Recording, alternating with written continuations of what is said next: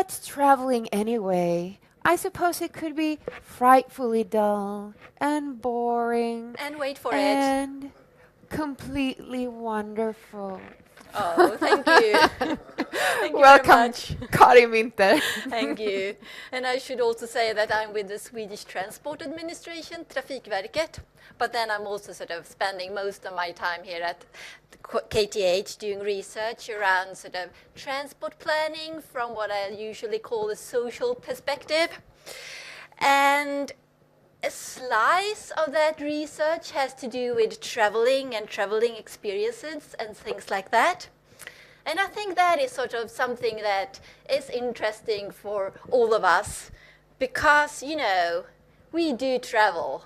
We spend quite a lot of our time traveling, you know, on the move, to work, to school, to different activities, to see relatives, to see friends, picking up groceries, doing different activities, and so on and so forth. So, and I mean, all of these things, the traveling we do, it can be sort of frightfully dull and boring and, you know, completely horrible from time to time. And you don't have to go to sort of completely horrible. You can just sort of go here in the morning when it's certainly on a rainy day and you will find yourself sort of squeezed in between bodies, perhaps sort of too warm, having difficulties to breathe, and you might find yourself with your face in somebody else's armpit, and it isn't that wonderful to be traveling then. And you might be stressed, and you don't know if you will make your next connection and things like that. So that's sort of the everyday dullness, I guess, of traveling. But then, of course, you also have this other side where it might actually be sort of wonderful, at least, and meaningful. And I mean, you don't have to go buy a magic pumpkin for that to happen. You just have to bring your Prince Charming along or something like that, and some friends. And yeah, I think some of the sort of key conversation in my life might have happened in a car going someplace.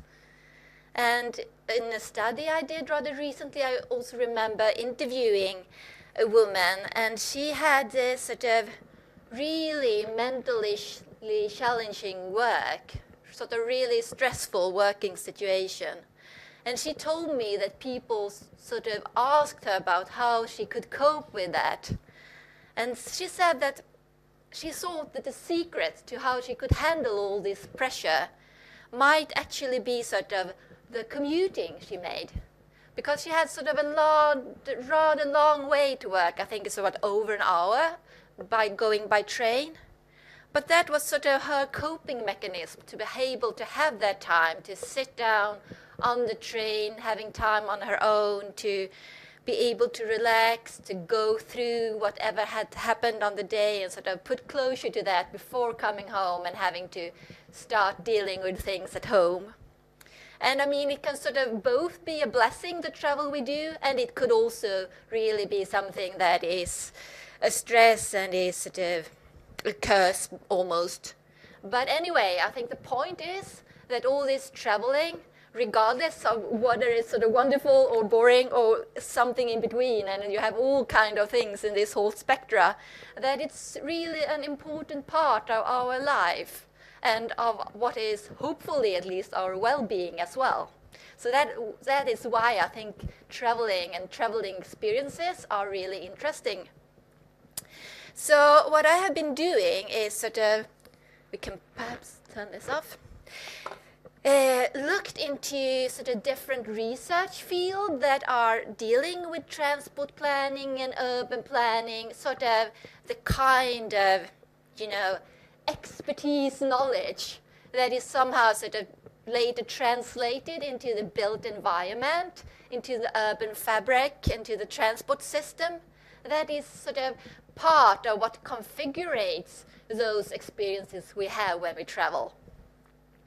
And I wanted to sort of try to figure out how they understand this idea about traveling.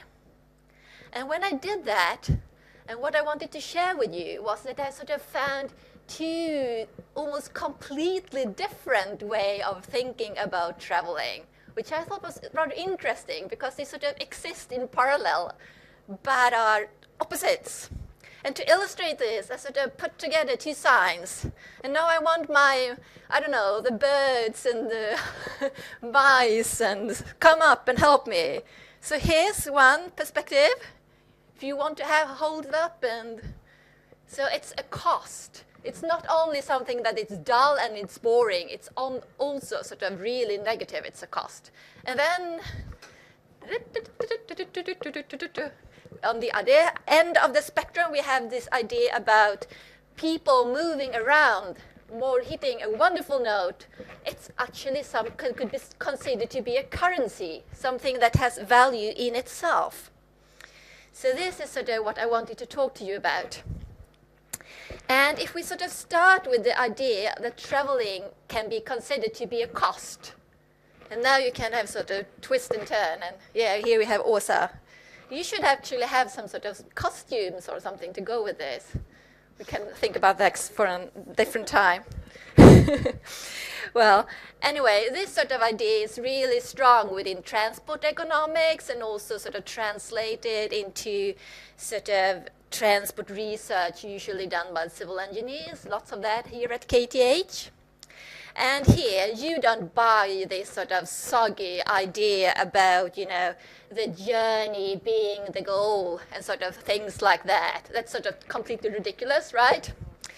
But instead, it's sort of rather the opposite.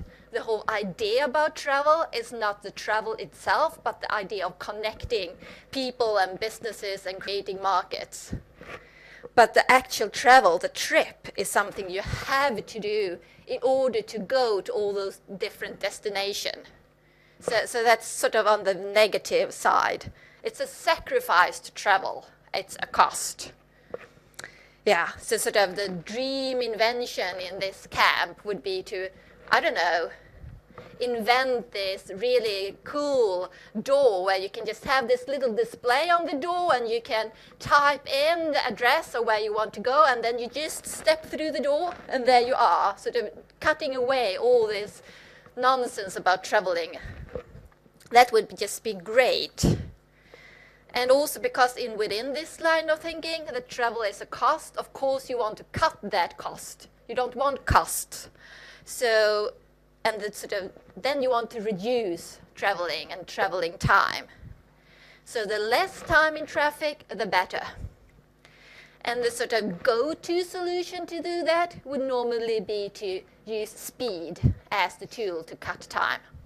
So here we have sort of how all of these traditional transportations idea about higher capacity, higher speed, increase sort of everything more efficient, more flow, you know, the motorway. Of course, you want to use motorized vehicles in order to do this.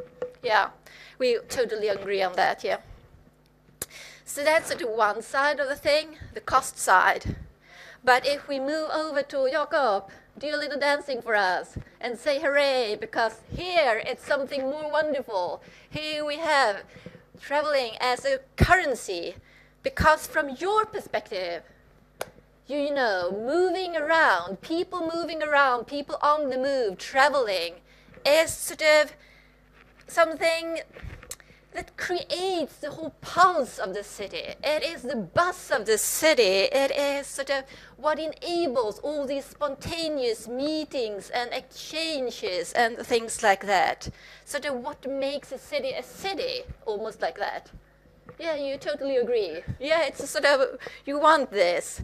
And I mean, this sort of the door we talked about here, the sort of high-tech door that can sort of bend time and space, that would be sort of, you don't want that, right? No, you don't, because that would sort of mean death to the city as we know it. People just sort of popping up on places and no traveling and no interaction and meeting and stuff like that going on at all. So, and I think this sort of, in this perspective of this people moving around as some sort of currency, something you actually want and something you can benefit from, that currency actually could be sort of like a coin with two sides to it, Because one side would be sort of, wow, people, lots of people, this means good business. Here we can put up shops and we can have sort of different activities going on and we can sort of drag them in and sell things and all that sort of market perspective on it, which you also can trace in all this discussion about attractive cities. And if it's attractive and there's a lot of people, there will be more people, and then suddenly we'll be able to compete on the global market of cities, something like that. But there's also sort of a different note into this, a different side of the coin, where I think one often finds the idea of people being together within the same place, sharing the same space, is also sort of what we fundamentally might understand as a part of a democracy, of city, of openness, of debate, sort of also some sort of, I mean, the whole idea of the agora, the city square, for instance, where you come to be together, almost sort of a currency that sort of bring people together and make up society. So it has this totally different way of seeing it, but sort of still, this is valuable in itself to have people moving around. And in your perspective, with the perspective of currency, I think you also find more ideas about quality of place, also of slowing down, creating opportunities for people to be approachable, either approachable for business, but also approachable for interaction, for meeting, for spontaneous things to happen. Things you didn't know that you wanted to put on that display door, but still ended up enjoying very, very much. So that's where we have these two sort of, you can look at each other and sort of be a bit upset, because this is so different, as you can see. Go with it. Well, anyway, so, and obviously this idea about traveling as a cost is what is really the most dominant within transport planning, for sure. And the other side, I don't want to say that that is sort of a blessing and that it's not sort of something that have problems as well. I mean, for instance, if you go to I think the central station in Stockholm is a good example about this currency idea, sort of overtaking what might be sort of an efficient way to catch your train on time and to be able to recognize where you go, because the central station is sort of, there's been so many different shops and different crisscross pattern of people moving around that it's kind of tricky to orient yourself there these days.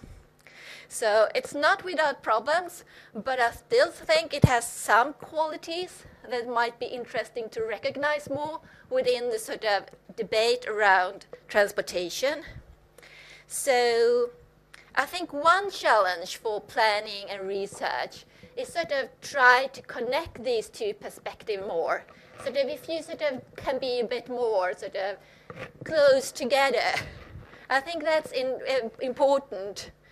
And probably that is also something that goes on already within this whole debate around sustainability and smart cities and things like that.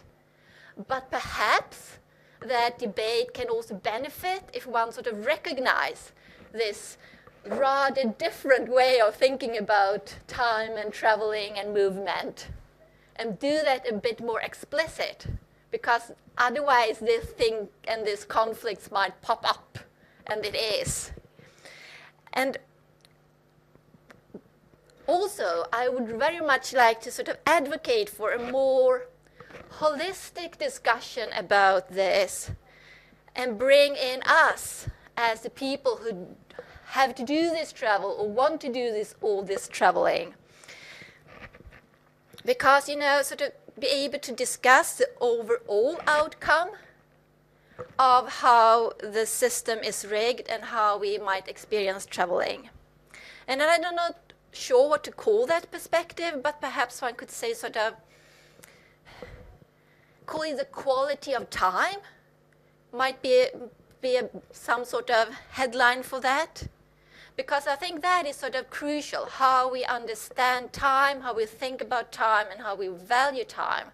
And also something that is really deeply interlinked with lots of those future challenges that we hear about on a daily basis. You know, we have sort of, in Sweden, we have health issues, lots of people suffering from things related to stress, sort of small problems to enormous problem. We also have the problem, health problems coming from sitting still too much. Then we can zoom out to global warming and everything that has to do with that. And in the end, that will require us to find new ways of living, new lifestyle. We need to start to consume much less. And, you know, if speed is the solution in this camp, speed is really something that takes up energy. So we have to go about it in a different way somehow. And also, you know, the global economy and the economy in Sweden, we see more people who don't have the problem of time. Time might not necessarily be sparse. Maybe it's more hard to find work. And that also sort of taps into a discussion about sort of what is time and how do we make use of time and how do we sort of create lives for ourselves in which we find meaning. And sort of from that perspective, I think this discussion about quality of time, it opens up for thinking about, within transport planning and city planning, about time and comfort, sort of within the same discussion. Because perhaps if you can be sort of really enjoying your ride, like this woman I told you about, then time might not be of the essence in the same way. It might not be important to invest millions of dollars into cutting time 3 minutes.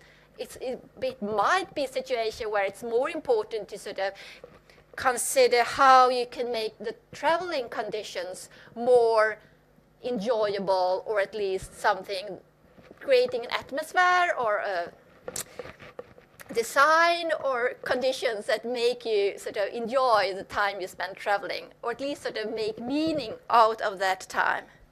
And sort of think about this, fast and slow, and it not that sometimes slow is good, sometimes slow is part of this sort of currency, and sometimes you want fast. But whatever you want that connection to where you are and where your body is situated in space and place and what it's like. So with that, I sort of want, if we can have that kind of discussion around traveling, time, and sort of all these comfort factors, I think we could perhaps find ourselves in a discussion and a situation where traveling might be a little bit more wonderful and a little less boring. Thank you very much.